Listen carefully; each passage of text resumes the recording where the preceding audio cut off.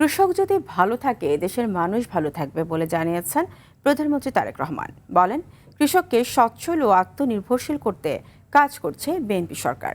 বিএনপির লক্ষ্য মানুষের উন্নয়ন। প্রত্যেকটি মানুষের পাশে থাকবে বিএনপি এবং মানুষের নিরাপত্তা নিশ্চিত করবে সরকার। টাঙ্গাইলে কৃষক কার্ড কর্মসূচির উদ্বোধন শেষে এসব কথা বলেন প্রধানমন্ত্রী। বিস্তারিত মাইদুর রহমান রুবেলের রিপোর্টে।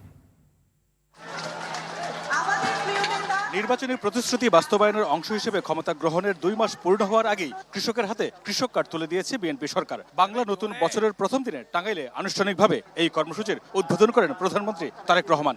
1, 2, 3 বিসমিল্লাহ।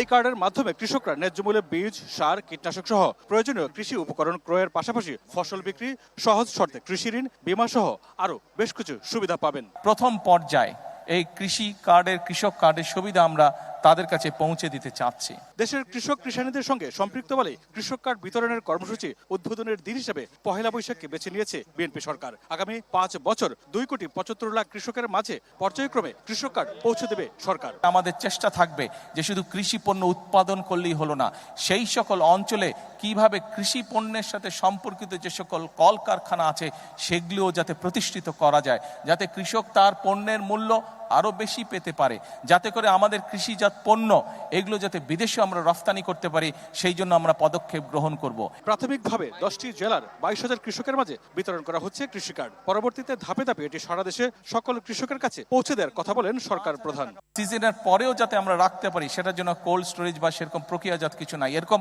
অনেক দ্রব্য আছে বাংলাদেশে যেগুলোকে আমরা যদি প্রক্রিয়াজাত করে রাখতে পারি, কোল্ড স্টোরেজ করে রাখতে পারি, তাহলে কৃষক ভাইরা যেরকম ফসলটা যখন বেশি হয় তখন অনেক সময় দাম পায় না, কিন্তু আমরা যদি কোল্ড স্টোরেজে রাখতে পারি তাহলে কৃষক ভাইরা পরবর্তীতে দাম পায়। শুধু কৃষক ভাইরা দাম পায় না, একই সাথে মানুষও সিজনের পরেও সেই ফসলটির সুবিধা পায়, সেই ফল ফলাদি বলেন সেটি মানুষ খেতে পারে।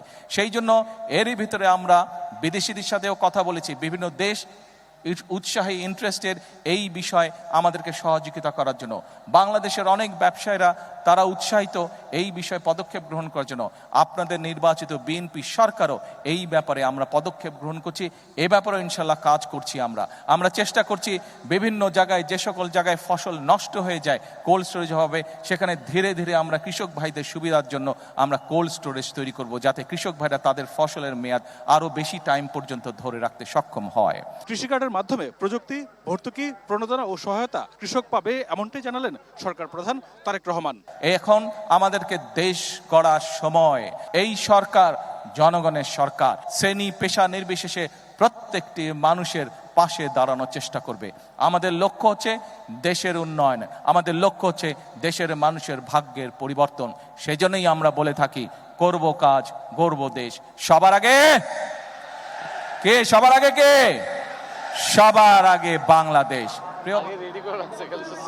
কৃষকের দীর্ঘদিনের আক্ষেপ তার ফসলের ন্যায্য মূল্য না পাওয়া, তার উপর মধ্যস্বত্বভোগীর দৌরাত্ম তো রয়েছেই। কৃষি কার্ডের সফল বাস্তবায়ন হলে মধ্যস্বত্বভোগীর দৌরাত্ম যেমন ঘুচবে, তেমনি কৃষক তার ফসলের ন্যায্য মূল্য পাবেন বলে মনে করছেন কৃষকরা। একই সাথে ফসলের উৎপাদনে সেচ, বীজ এবং সারের সর্বোত্তম ব্যবহার নিশ্চিত করা সম্ভব হবে কৃষি কার্ডের মাধ্যমে, এমনটাই প্রত্যাশা এই এলাকার কৃষকদের। মাইদুর রহমান রুবেল, RTV, টাঙ্গাইল।